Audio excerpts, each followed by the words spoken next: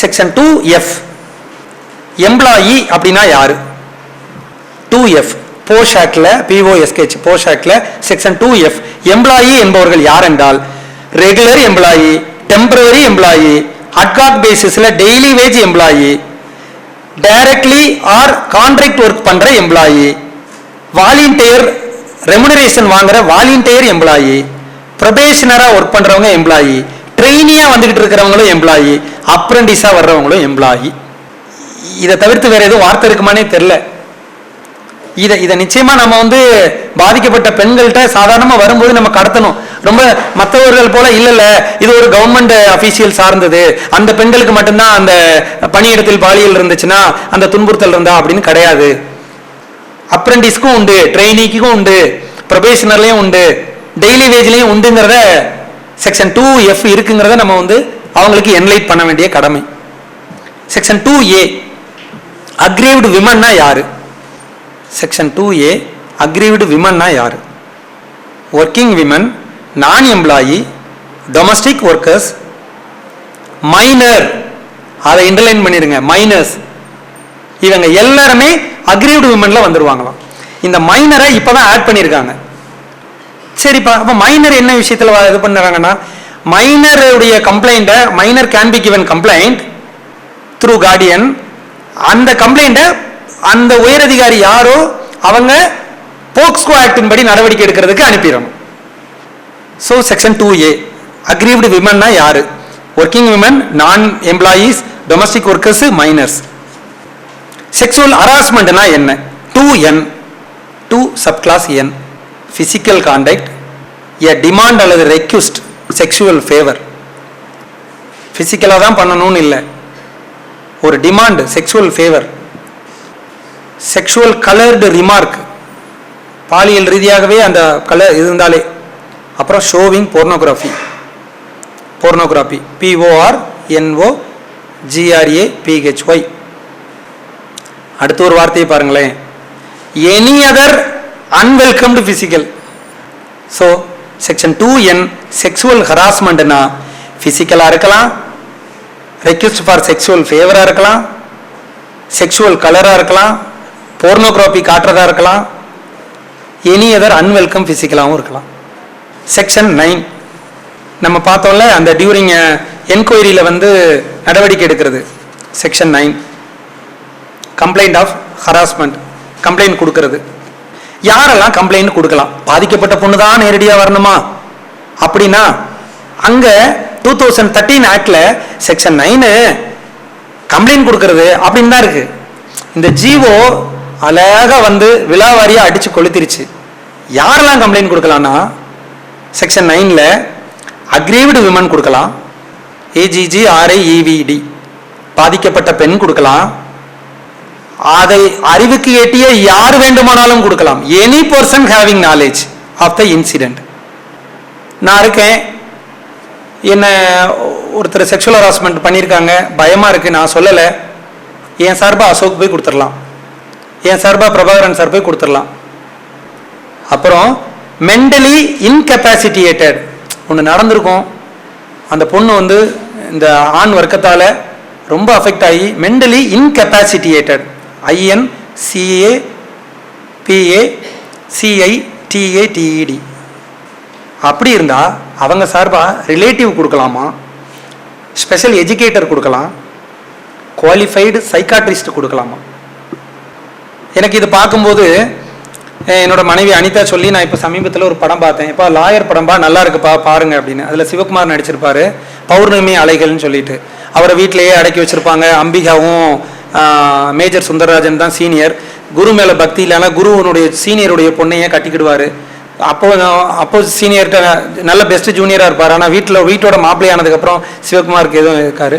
அப்போ அவருக்கு ஒரே ஒரு வழக்கு வரும். அந்த வழக்குன்னு என்ன பார்த்தீங்கன்னா, ரேவதி ஒரு எல்லாருக்கும் பொதுவான இடத்துல வச்சு சுட்டு கொண்டுருவாங்க ஒருத்தங்களை, அவங்க அம்மாவை ரேப் பண்ணவங்களை. மென்டலி டிசபிள்ட் ஆயிடுவாங்க ரேவதி. சிவகுமார் அந்த வழக்கை எடுப்பார். எவனுமே எடுக்க மாட்டான், சிவகுமார் எடுப்பார். எடுத்து அவரோட ஆர்குமெண்டே என்ன அப்படின்னா, அவர் சார்பாக மென்டலி இன்கேப்பாசிட்டியேட்டட் ஆனவங்களுக்கு யாரு வேண்டுமானாலும் வாதாடலாம், யாரு வேண்டுமானாலும் அவர்களுக்காக உரிமைகளுக்காக நிக்கலாம். அதான் விமனான ரைட்ஸ். இந்த சொசைட்டில விமனுக்குன்னு நம்ம வந்து ஒரு ஆப்போசிட் ஜெண்டரான ஜென்ஸ் நிக்கிறதுல என்ன தவறு அப்படின்னு நீதிமன்றத்தில் வாதாடி ஜட்ஜையே கன்வின்ஸ் பண்ணி அக்யூட்டல் வாங்கி கொடுத்துருவார். அதுதான் அது. மென்டலி இன்கேபாசிட்டேட்டட் இருந்தா ரிலேட்டிவும் கம்ப்ளைண்ட் கொடுக்கலாம், ஃப்ரெண்டும் கொடுக்கலாம். ஒருவேளை அவங்க இறந்துட்டாங்க, பாலியல்ல இறந்தே போயிட்டாங்க, பாலியல் துன்புறுத்தல்லாம், லீகல் கேர் கொடுக்கலாம். ஸோ செக்ஷன் 9 வந்து கம்ப்ளைண்ட் கொடுக்கறது ஆக்ட்ல வெறும் கம்ப்ளைண்ட் கொடுக்கறது மட்டும்தான் இருக்கு. யாரெல்லாம் கம்ப்ளைண்ட் கொடுக்கலாம் அப்படின்னா அக்ரீவ்டு விமன், பாதிக்கப்பட்ட பெண் கொடுக்கலாம். அது அந்த சம்பவத்தை பற்றிய அறிவில் எட்டிய நாலேஜ் உள்ள நபர் கொடுக்கலாம், ஃப்ரெண்டு கொடுக்கலாம், கோ ஒர்க்கர் கொடுக்கலாம், மென்டலி டிஸ்டர்பா இருக்காங்கன்னா ரிலேட்டிவ் கொடுக்கலாம், டெட்டா இருந்தாங்கன்னா லீகல் கேர் கொடுக்கலாம். ஒரு வார்த்தை இருக்கு அதுல, any anonymous complaint cannot be considered under POSH act clause 45. அதுக்காக நீங்க ஒரு சின்ன மொட்டை கடிதாசி போட்டிருப்பீங்க, அதை எடுத்துக்கொள்ள முடியுமான்னா கூடாது அப்படின்னு சொல்ல. சரி, அவங்க மேல என்ன மாதிரி நடவடிக்கை எடுக்கலாம் அப்படின்னா, யார் மேலெல்லாம் நடவடிக்கை அப்படிங்கிறதுல பாதிக்கப்பட்டது ஒரு பெண்ணா இருக்கணும், கிளாஸ் 48. பாதிக்கப்பட்டது மஸ்ட் பி எ விமன், விமனா இருக்கணும். அவங்க யார் மேல கம்ப்ளைண்ட் கொடுக்கலாம் தெரியுமா? ஒரு ஆண் மேலையும் கொடுக்கலாம், ஒரு பெண் மேலையும் கொடுக்கலாம், ஒரு டிரான்ஸ்ஜெண்டர் மேலையும் கொடுக்கலாம். யாரு அங்க கம்ப்ளைண்ட் கொடுக்கறது, யார் மீதெல்லாம் கம்ப்ளைண்ட், இது கிளாஸ் 48. சம்பவம் நடந்ததுல இருந்து 3 மாசத்துக்குள்ள கொடுத்துருக்கணும், வித்தின் 3 monthsக்குள்ள கம்ப்ளைண்ட் கொடுத்துருக்கணும், டைம் லிமிட் இல்ல பை கண்டோனிங் த டிலே இன்னும் ஒரு 3 months கொடுக்கலாம். அது எப்படின்னா தகுந்த காரணம், sufficient reason should be mentioned for preventing complaint within 3 months. அந்த 3 monthsக்குள்ள என்னால கம்ப்ளைண்ட் கொடுக்க இயலவில்லை அப்படிங்கிறதுக்கான தகுந்த காரணம் கொடுத்தா ஒரு கண்டோன் டிலேவோட, ஸோ அல்டிமேட்டா சம்பவம் நடந்ததுல இருந்து 6 monthsக்குள்ள கொடுத்துருக்கணும். கொடுத்துருந்தாதான் அந்த கம்ப்ளைண்டை ஏற்றுக்கொள்ளப்படும். அதை 90 நாளைக்குள்ள அதுக்கு ஆன்சர் பண்ணியிருக்கணும் கமிட்டி. 6 மாசத்துக்குள்ள கம்ப்ளைண்ட் கொடுத்துருக்கணும், 90 நாளைக்குள்ள இவங்க அதுக்கு ரெட்ரஸ் பண்ணியிருக்கணும். ஒரு கம்ப்ளைண்ட் வருது இல்லை, செக்ஷன் 11, இப்போ 9 பார்த்துட்டோம், 11 ப்ரொசீஜர், என்கொயரி ப்ரொசீஜர். ஒரு கம்ப்ளைண்ட் வருது இல்லை, அந்த கம்ப்ளைண்ட்டை ரெஸ்பாண்டன்ட்டுக்கு யார் பாலியல் குற்றம் செஞ்சுருக்காங்களோ சொல்லப்படுதோ அவங்களுக்கு 7 நாளைக்குள்ளே ஃபார்வர்ட் பண்ணிடணும். இப்போ அவன் ரிப்ளைவை தாப்பா அப்படின்னு ரிப்ளை கேட்குறது வித்தின் 7 days. அதை வாங்கிட்டு அந்த குற்றஞ்சாட்டப்பட்ட நபர் 10 நாளைக்குள்ளே ரிப்ளை கொடுத்துடணும். 15 நாளைக்கு வந்து அட்வான்ஸ் நோட்டீஸ் கொடுத்துடணும் அவங்களுக்கு. ஓகேவாப்பா? சரி, பெண்டிங் என்கொயரியில் என்னெல்லாம் நடவடிக்கை எடுக்கலாம்? செக்ஷன் 12, டிரான்ஸ்ஃபர் பண்ணலாம், ரெஸ்ட்ரெயின் பண்ணலாம் ஃப்ரம் த ரெஸ்பாண்டன்ட். பிரச்சனைக்குரிய நபர்கிட்ட இருந்து பாதிக்கப்பட்ட பெண்ணை பாதுகாக்கும் விதமா அவரை வேற பக்கத்துக்கு டிரான்ஸ்ஃபர் பண்ணலாம். இவங்களுக்கு அந்த மேனேஜருக்கு கீழே தான் இவங்க வேலை பார்த்துட்டே இருக்காங்கன்னா அவங்கள வேறு இந்த பெண் பக்கத்தில் வரவிடாம தடுப்பு வகையில் அவங்களை ரெஸ்ட்ரெயின் பண்ணி வேறு பணிக்கு கொடுக்கலாம். அதில் நாங்கள் ஒரு கேஸ் பார்த்தோம், Sophia versus state, WP 107/97, WP MD நம்ம மதுரை, WP 10797/21. அந்த கேஸில் சோஃபியான்னு ஒரு மேடம் எங்கள் ஆஃபீஸ்க்கு வந்தாங்க. அவங்க வந்து நாகர்கோவில் ESC ஆஃபீஸில் வேலை பார்க்குறாங்க. ஒரு ஆப்போசிட்டில் ஒரு பர்சன் வந்து அவங்களுக்கு வந்து செக்ஷுவல் ஹராஸ்மெண்ட் ஒர்க் பிளேஸ் கொடுத்துருந்தாரு. கம்ப்ளைண்ட்டை கொடுத்துட்டாங்க தைரியமாக. கம்ப்ளைண்ட் கொடுக்குறதே பெரிய விஷயமா இருக்குது, தைரியமாக கம்ப்ளைண்ட்டை கொடுத்துட்டாங்க. டிரான்ஸ்ஃபர் யாரை பண்ணியிருக்கணும்? என்னம்மா சத்தமே வரலையே, அவரை பண்ணியிருக்கணும். இவங்களை அடிச்சுட்டாங்க டிரான்ஸ்ஃபர் கன்னியாகுமரியிலேருந்து திண்டுக்கலுக்கு. கொடுமையை பாருங்கள். அதை நீதிபதி புகழேந்தி ஜட்ஜிட்ட நாங்கள் ஃபைல் பண்ணுறோம். அவர் எடுத்தவொடனே ஒரு இது பண்ணுவார்ல, ஒரு ரைட் பேஸ்டாக இருப்பேன், சாரி இந்த டிரான்ஸ்ஃபரை நான் இது பண்ண விக்டிம் இல்லைன்னு, விக்டிமை டிரான்ஸ்ஃபர் பண்ணிட்டாங்களா அப்படின்னா அடிச்சு கொளுத்தி செக்ஷன் 12 படி என்ன இருக்கு அப்படின்னு சொல்லிட்டு அதில் ஒரு நல்ல பாயிண்ட்டை சொல்லி அதை டிரான்ஸ்ஃபரை செட்டிசைட் பண்ணி இமிடியேட்டாக கன்னியாகுமரிக்கு அவங்கள மாற்றிட்டாரு. அதில் ஒரு வேர்டு வந்து முக்கியமானது இருக்கு, என்னன்னா டிரான்ஸ்ஃபர் பண்ணலாம் ஆன் ஹர் ஓன் ரெக்வெஸ்ட். பாதிக்கப்பட்ட பெண், எப்பா இவன் தொல்லை தாங்கவே முடியல, இவன் ஓவரா என்ன செக்ஷுவல் டார்ச்சர் பண்ணிட்டே இருக்கான், என்ன இங்க இருந்து மாத்திருங்கன்னு ஆன் ஹர் ஓன் ரெக்வெஸ்ட் நான் அவங்கள டிரான்ஸ்ஃபர் பண்ணலாம். இங்க நான் டிரான்ஸ்ஃபரே கேட்கல, என்ன எப்படி பண்ண முடியும் அப்படிங்கிறதா அங்க லீகல் ஆஸ்பெக்ட். 2, அதே மேடத்தை வச்சு நாங்கள் இன்னொரு கேஸ் போடுறோம். அவர் மேலே ICC கம்ப்ளைண்ட் ப்ரூவ் ஆயிருது. 7லையும் 11லையும் பார்த்தோம்ல, internal complaint local committee. Charges prove ஆயிருது. ஆனால் அவன் மேலே 17B அந்த அதை சொல்லியிருந்தேன், டிபார்ட்மெண்ட் எடுப்பாங்க. எப்படின்னா இந்த கமிட்டிக்கு 6 மாதத்துக்குள்ளே கம்ப்ளைண்ட்டை வாங்கணும், 7 நாளைக்குள்ளே அவனுக்கு இன்ஃபார்ம் பண்ணணும், 10 நாளைக்குள்ளே அவன்கிட்ட இருந்து ரிப்ளை வாங்கணும், அதுக்கு ஆன்சர் பண்ணிடணும் 90 நாளைக்குள்ள அப்படின்னு எல்லாமே இருந்தால் கூட இந்த committee having power to just forwarding committee தான். இவங்க மேலே இந்த ஆக்ட்ல இவங்க ஆக்ஷன் எடுக்க முடியாது. ஃபார்வேர்டிங் 2 விதமா பண்ணலாம், சிவில் ரெமெடி, கிரிமினல் ரெமெடின்னு பார்த்தோம்ல. ஒன்று, லோக்கல் கமிட்டி யாரு, நான் கவர்மெண்ட்டுக்குள்ள சர்வீஸ் லாக்குள்ள ஒரு சர்வீஸ் ரூல்ஸுக்குள்ள நான் அடையப்பட்ட ஒரு அக்யூஸ்ட் அந்த குற்றவாளினா 2 விதமா இருக்குமா.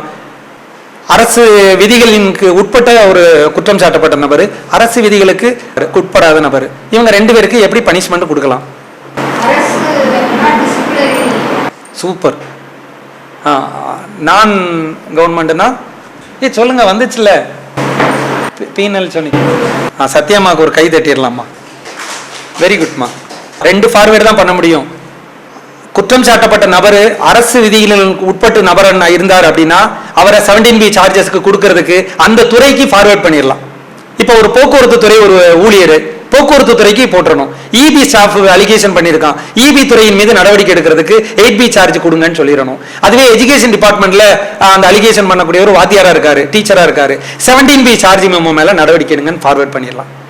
அதுவே இந்த அருணாலயஸ்ல ஒரு பிரச்சனை நடக்குது, தனியா ஒரு சிவகாசி பட்டாசு தொழிற்சாலையில ஒரு பிரச்சனை நடக்குன்னா அவங்க மேல கிரிமினல் ஆக்ஷனை எடுங்க அப்படின்னு அனுப்பலாம். Forwarding authority. ஓகேவா? அப்ப இந்த கேஸ்ல நாங்க என்ன பண்ணிருக்கோம், குற்றஞ்சாட்டப்பட்டவர் மேல 17B சார்ஜ் மெமோ கொடுத்துட்டாங்க, ஆனா நடவடிக்கை எடுக்கல, நடவடிக்கையை சீக்கிரமா எடுங்க அப்படின்னு சொல்லும் போது ஒரு நீதிபதிட்ட வரும்போது அவங்க no no no you cannot seeking to take departmental action எடுக்க முடியாது, தேர்ட் பார்ட்டி டிபார்ட்மெண்டல் நடவடிக்கை எடுக்க முடியாதுன்னு சொல்லி எங்க கேஸை டிஸ்மிஸ் பண்ணிட்டாரு. அதை எடுத்துட்டு 2 கொண்ட நீதிபதிட்ட போகும்போது இப்ப உச்சநீதிமன்றத்தில் இருக்கிற நம்மளுடைய தமிழ் நீதியரசர் மகாதேவன் பெஞ்ச் ஒரு உத்தரவு போட்டுச்சு. அவரும் முகமது ஷஃபி இங்க இருக்காங்க. அவங்க 2 பேரும் என்ன போட்டாங்கன்னா, விக்டிம் எப்ப நீதிமன்றத்தை அணுகி குற்றம் சாட்டப்பட்ட நபர் மீது டிபார்ட்மெண்டல் நடவடிக்கை எடுக்க கேட்கிறாங்களோ, the victim shall not be treated as third party. அவங்க நேரடியான பாதிக்கப்பட்ட நபர், அவங்க கேட்கலாம்னு சொல்லிட்டு ஒரு ரிட் அப்பீல் ஒரு ஆர்டர் போட்டிருந்தாங்க. ஸோ இந்த மாதிரியான ரைட்ஸும் அவங்களுக்கு இருக்கு. அப்புறம் section 14 punishment for falls complaint. Okay, எல்லாம் நடந்துட்டு சம்பவமே நடக்கல, ஒரு ரிவெஞ்சில் ஒரு பொண்ணு பர்சனல் வெண்டேட்டால ஒரு கம்ப்ளைண்ட் கொடுத்துட்டாங்க. அப்போ என்ன பண்ணலாம்? Section 14 Union of India versus Rema Srinivasan Iyengar. Rema REMA, Union of India Rema Srinivasa Iyengar 2020 3 CTC 281.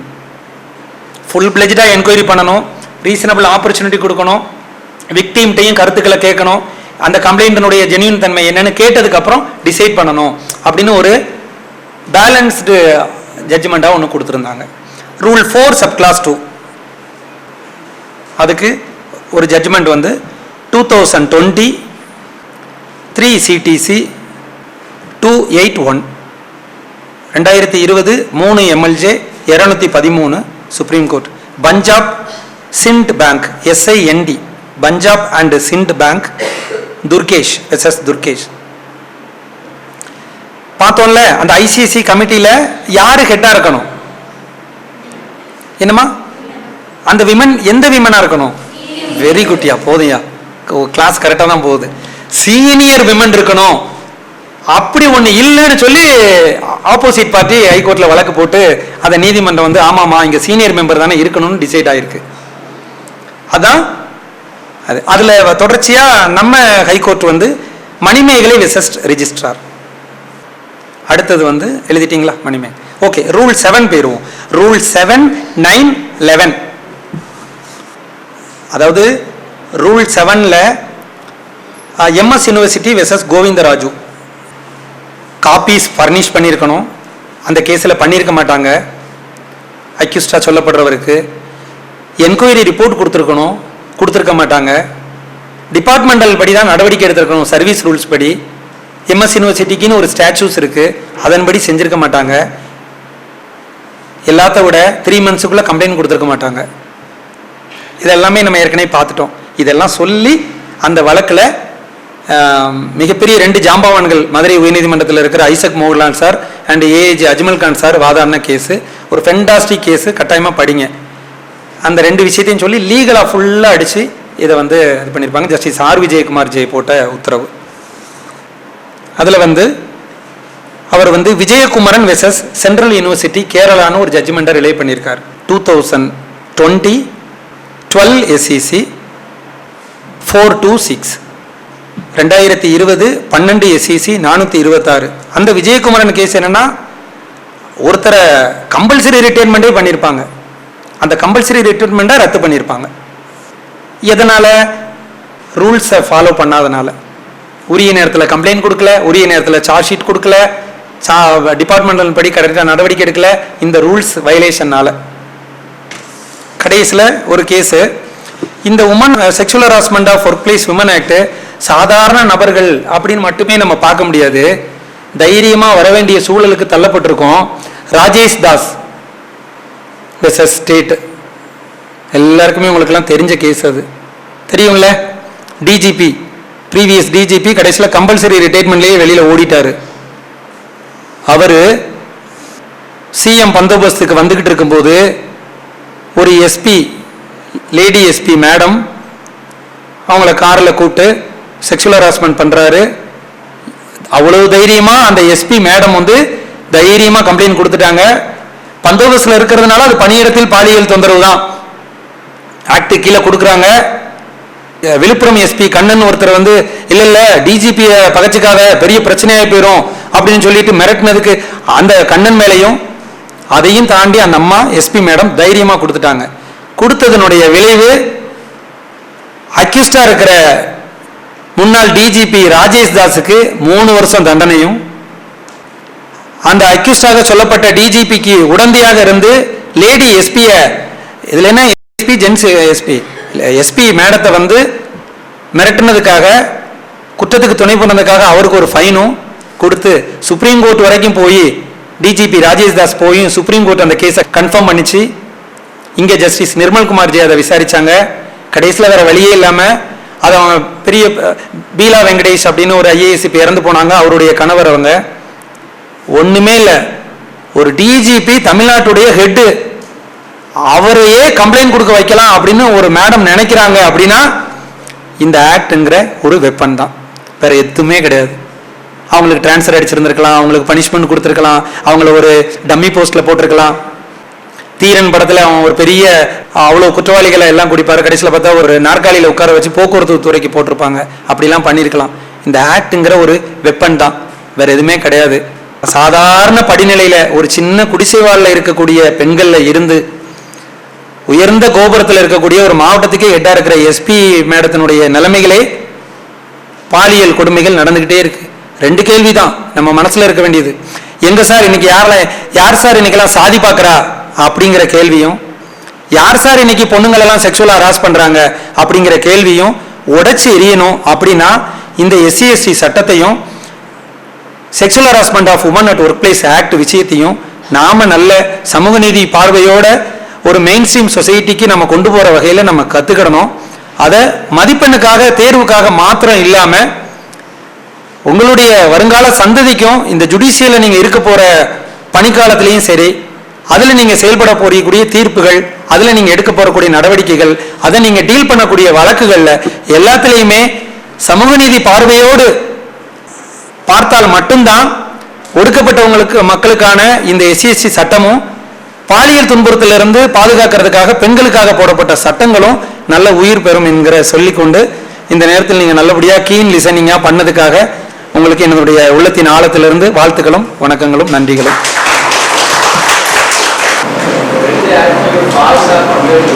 ஆமா ஆமா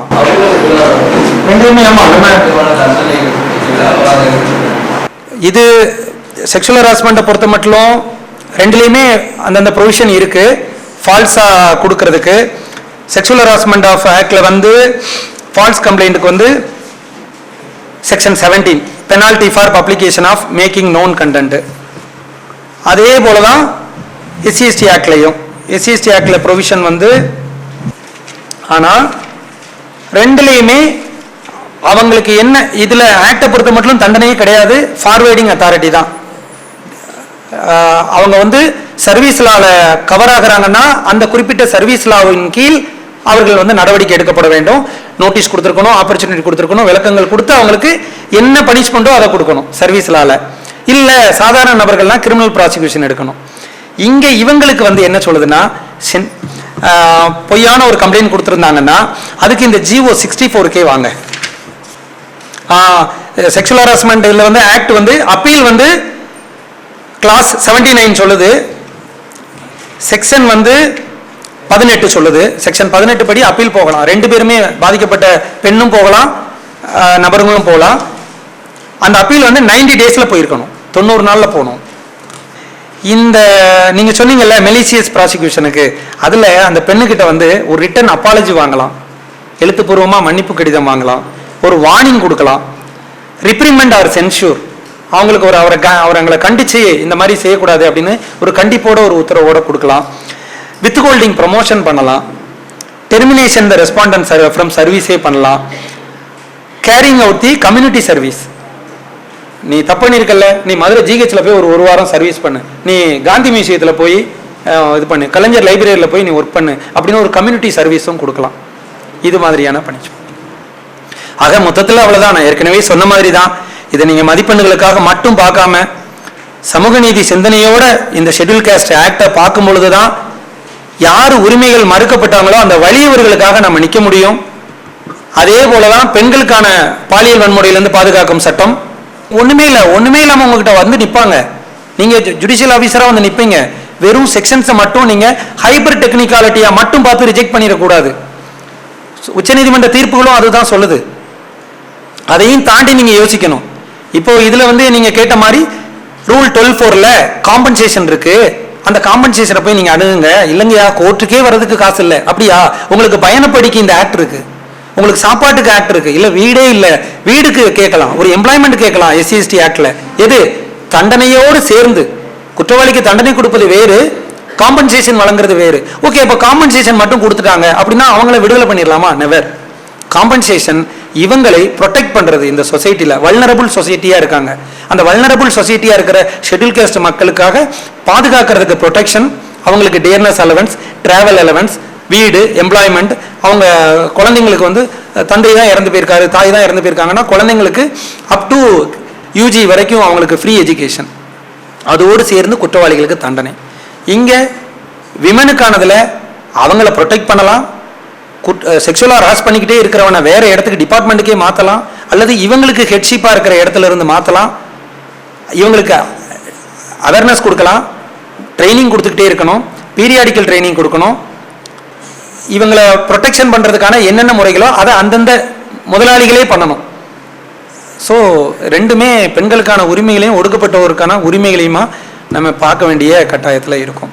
அப்படி தான் நீங்களும் உங்கள் ஜுடிஷியலில் நீங்கள் போகும்போது அதை தான் நிறைவேற்றணும். அதை தான் இந்த பெருமை வாய்ந்த இந்த MBA சங்கமும் அதை தான் விரும்புது, வேற எந்த நோக்கமும் கிடையாது. MBA சங்கம் வந்து இன்னைக்கு leave, president, secretary sir, joint secretary, treasurer எல்லாருமே இங்கே இருக்காங்கன்னா என்ன நோக்கம் இருக்கும்? ஒரே ஒரு ஆப்ஜெக்டாக தான் இருக்கணும். இந்த உயர்நீதிமன்றம் இங்கே வருவதற்கு காரணமான முக்கியமான அதிமுக்கியமான நபராக இருந்த பிதாமகன் வெள்ளைச்சாமி ஐயாவுடைய நோக்கத்தை நிறைவேற்றக்கூடிய ஒரு விஷயமா என்னவா இருந்திருக்கணும்? இந்த தலைவர்கள் செயலாளர்கள் செய்யறது என்னன்னா, லீவு, அவங்களே இன்னைக்கு வெக்கேஷன் எல்லாருமே போயிருந்திருக்கலாம். நீங்க APP ஆகிறதும் ஜட்ஜஸ் ஆகிறதும் மாத்திரம் இல்லை, not only that but also you are டிஃபெண்டரா இருக்கணும், ஹியூமன் ரைட்ஸ் டிஃபெண்டர், விமன் ப்ரொடெக்ஷனுடைய டிஃபெண்டர், ஷெட்யூல் ஆக்ட்ல உள்ள மக்களுக்கான உரிமைகளை காப்பாற்றுற ஹியூமன் டிக்னிட்டியை கொடுக்கிற டிஃபெண்டரா நீங்க இருக்கணுங்கிற ஒற்றை நோக்கத்தோடு தான் இந்த சங்கம் இந்த 6 வாரமா லீவு நாள்லையும் கூட இதை நடத்திட்டு இருக்கு அப்படிங்கிற விஷயத்தை இந்த இடத்துல பதிவு பண்றேன். இந்த MBA சங்கத்தினுடைய பொறுப்பாளர்களுக்கு நம்ம மனமார்ந்த வாழ்த்துக்கள் சொல்றோம்.